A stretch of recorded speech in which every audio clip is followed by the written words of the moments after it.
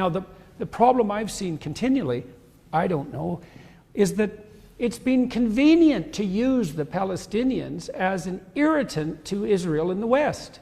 And so the Palestinians have been held hostage. You know, the people who portray them as innocent victims presume that the Palestinians have been held hostage by the Jews, let's say. But I would say the Palestinians have been held hostage even more effectively by their own leadership and by those who are perfectly willing to use them as the front man, the expendable front man to irritate Israel in the West. Well, I mean, there's no doubt, for example, that what happened on October the 7th was a form of hell for the victims and for their families. There's also no doubt that for many living in Gaza, for many innocent Palestinians, as we know, of the 2 million or so residents and citizens there, I think it's more than half are of child age. And many are very young children, and many children are getting killed. And as a father, I'm sure as like me, as a father, it is utterly heartbreaking to see so many thousands of children being killed who have nothing obviously to do with this. Again, this comes back to this moral quandary I have. You know, it's interesting when you said enough is enough in that tweet. You know, some people are already saying, even if they're very sympathetic to Israel's need to take out Hamas, they're looking at these fairly apocalyptic scenes in Gaza and thinking, enough is enough of that. You know, in other words, the revenge is already far greater in terms of death toll than the original appalling terror attacks. Jonathan Friedland is a very good, respected Jewish journalist for The Guardian in the UK. He wrote a very interesting column the other day saying, you know, you could argue that both sides have a just cause here. And he said that as a leading Jewish commentator, that historically both sides have a just cause, and that it's important to remember that. And that's why passions run so high. It's why people care so much. And it's why racing to take sides is a mistake in this conflict. What do you think of that? Well, I think that, you know, if there wasn't a lot to be said on both sides, then the conflict wouldn't drag on forever and be unresolvable. You know, I think at some point you do something like cut the Gordian knot, which I do think to some degree the Abraham Accords had begun to do. You know, I don't think Israel's going away. But I don't think the Palestine isn't going away either. And so those things have to be accepted. It looks to me like they have to be accepted as on-the-ground realities. Now, the problem I've seen continually, I don't know, is that it's been convenient to use the Palestinians as an irritant to Israel in the West. And so the Palestinians have been held hostage. You know, the people who portray them as innocent victims presume that the Palestinians have been held hostage by the Jews, let's say. But I would say the Palestinians have been held hostage even more effectively by their own leadership and by those who are perfectly willing to use them as the front man, the expendable front man to irritate Israel in the West. Well, you can't get peace under those circumstances. You know, and so Palestine is a reality that isn't going to go away, and Israel's a reality that isn't going to go away. And the Abraham Accords started to recognize that, and there was move in the right direction. And if that falls apart, we're going to be back to where we were 15 years ago, except worse. The interesting moment for me came when Israel turned off the power and the water.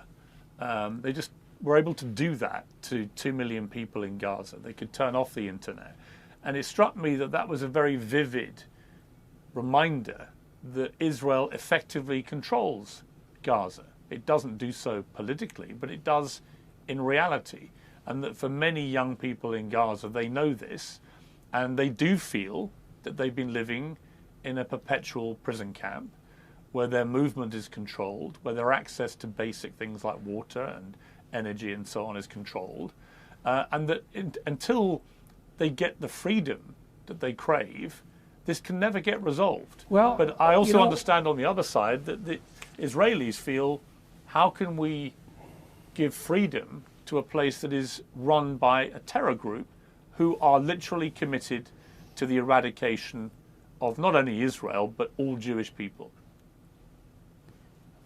Well, you laid out what are the two sets of valid counterclaims. I mean, there's another complicating factor too. You said that your moral back is up because of the continual toll in civilians in Palestine, especially among people who, let's say, weren't even born when they first came to power. And so it's very difficult to look at that and see it as anything but unjust. But then it begs a whole other set of questions too, doesn't it? It's like, well, if your government is a totalitarian band of armed criminal thugs, what responsibility do you bear for that as the subjected people? And it's not like I know the answer to that, but I see in my own country, in Canada, that things are slipping and sliding in all sorts of pathological directions, and people are letting it happen.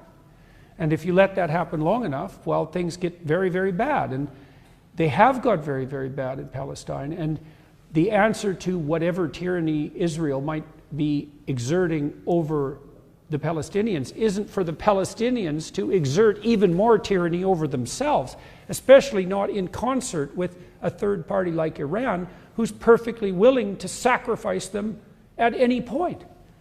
And so now, and then that question emerges, well, what responsibility do the Palestinians bear? Well, then I think we start to touch on more metaphysical issues. It's like, well, the Palestinians, like all people, bear the responsibility to live in truth and to stand up to tyranny in their deeds, their attention and their deeds and their actions. Because if you don't, you pay for that, and so do your children, right? And then so do your grandchildren, and so do your great-grandchildren. And there seems to be something unjust in that why did the children suffer? And the biblical answer to that has always been, well, the children suffer for the sins of their forefathers. And you might think, well, it's pretty unfair that the world is set up that way. It's like, hey, it might be unfair, but it is set up that way, and it does beg the question. What responsibility do the people who are living under the thumb of totalitarians have for the fact that they're living under the thumb of totalitarians? And the answer isn't none. So this is why I'm a psychologist, not a politician. I think it's a really interesting question. It's also an interesting question. Why won't Arab states around Gaza take in Palestinian refugees? I mean, these are legitimate questions. Right. Well, there's a lot of chain and saber rattling about how tyrannical Israel is, and of course, they're held to a very higher moral standard. But the prison that is Palestine has walls on sides that aren't Israeli. So, and that no one, certainly not the progressives, will never talk about that, and that's partly because all the oppressed people are equally morally virtuous, and so the fact that the Arabs won't take in the Palestinians, you can't even bring that up because, of course, the Arabs themselves are victims of Western colonialism, which is, one of the most absurd propositions ever set forth by anyone about anything. But, here we are, and it is quite a miracle in some ways that the multidimensional fact of Palestinian enslavement isn't discussed in a much more forthright manner. There's many people are building the walls that make Palestine into whatever prison it is.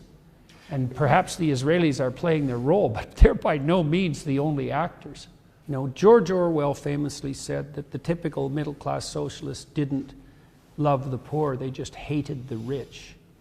And I think the oppressor-oppressed narrative gives people moral license to identify the oppressor and to hate them resentfully with a good conscience. Plus, it's also extremely simple-minded, and this is one of the problems with what's being taught in universities, and even much more broadly than that now.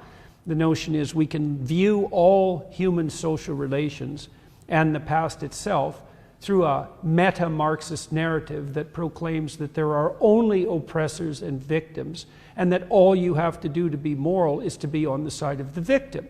Now, the shadow side of that is that once you proclaim your moral superiority and you're on the side of the victim, well, number one, you don't have to think anymore. You just have to identify the two sets of players. And number two, you're moral without effort, because all you have to do is feel sorry for the victims and then consequence number 3 is the oppressor, being intrinsically evil, can be the target of everything that's resentful and bitter and absolutely dreadful about you. Now, that's the standard narrative that's being taught on university campuses, and the Palestinians play the role of victim. And so you can't argue against the Palestinian cause, let's say, if you were inclined to, without simultaneously having to face the weight of every single person who's adopted the oppressor-oppressed narrative, upending that. And there's no way the university, not in the state they're in now, there's no way that's going to fly. And so we see exactly what happened. The narrative's already in place. All oppressed people are innocent and virtuous victims. Well, so then when something like this happens and you see the Palestinian victims rise up against their evil Jewish overlords, then it's time for celebration. And we forget entirely that the evil Jewish overlord story was the same story that the Germans used so successfully. And we also forget, and this is very interesting in relationship to Iran, I was reading a book by Stefan Zweig yesterday about turn of the century Vienna, just at the end of the Austrian-Hungarian Empire, and the dawning of the movements that eventually morphed into Nazism in Germany.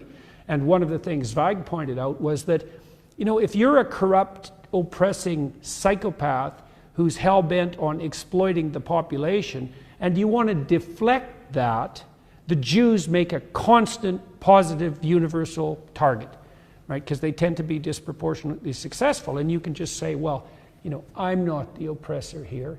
It's those successful Jews. And that's being played out now. That's the disguise of left-wing anti-Semitism. I mean, it's a terrifying... We don't hate the Jews, we just love their enemies. I think Iran is desperate because of the tenuous hold on power that the mullahs now have in Iran, given their own citizens' rebellion. I think they see the Abraham Accords, which were the most significant step forward towards peace in the Middle East for like 75 years. They see the Abraham Accords as an existential threat. This is a last-ditch attempt by the Iranian mullahs to use the Islam against Jews story to prop up their own dismal reign.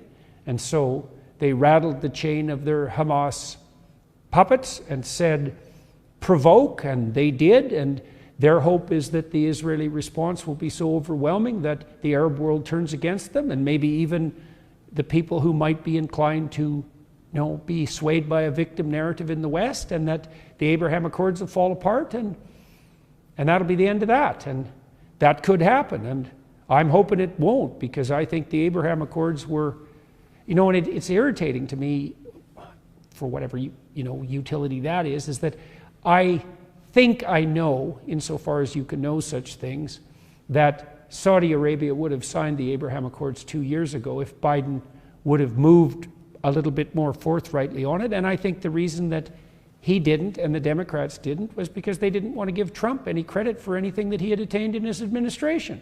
And I think all of that is appalling. And, I see this story of Muslim against Jew being put forward in this propagandistic manner, and I think, well, the Muslim world has to make a choice too, because it doesn't look to me like their proper champions is the government in Iran, and it's not like the Saudis don't have their flaws, and perhaps the rest of the Arab governmental structures, but the Islam world should move in the direction of the Abraham Accords. That would be great for everyone. We could have a real peace. We could have something approximating a union of the Abrahamic people, and I think the accord was named extraordinarily well. Or we could have what we've had for the last 75 years with the Palestinians as perpetual cannon fodder, at the beck and call of those for whom having them be cannon fodder is useful. And so, there's just moral quandaries everywhere there. It's a minefield, but that's what I think is the fundamental reality of the current situation.